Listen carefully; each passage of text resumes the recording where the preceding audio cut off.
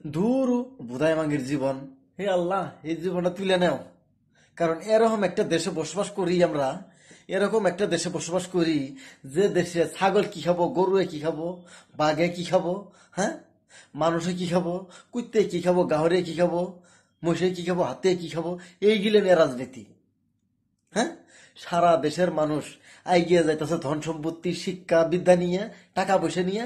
আর আমাদের আসাম, হুম, আমাদের আসাম এগিয়ে গেতেছে ছাগলে আইসক্রিম খাবো, বিলেয়ে মাছ খাবো, কুকুরে লেগ পিস খাবো, হ্যাঁ, মানুষে হাতি খাবো, হ্যাঁ, হিন্দু এডে খাবো, মুসলিমে এডে খাবো। এই সব পচাপচি রাজনীতি নিয়ে, হুম, এই পচাপচি রাজনীতি ছাড়া কি অন্য বিবেচনা হয় না? হ্যাঁ, রাজনীতি যারা করে সব জদা মূর্খ। রাজনীতি যারা যারা করে সব শালারা জদা মূর্খ।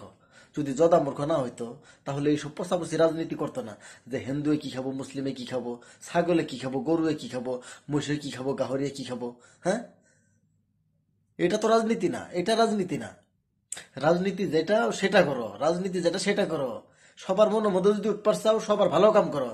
হ্যাঁ, গুয়াহাটি গুয়াহাটি ফ্লাইওভারে নিচ্ছে, ব্রিজের তলে কত হাজার হাজার গরিব মানুষ আছে, ওগুলো সহায় করো। ঠান্ডা দিনে যে কত গরিব মানুষের কষ্ট রাত কাটতেছে, ওগুলো কম্বল বিতরণ করো।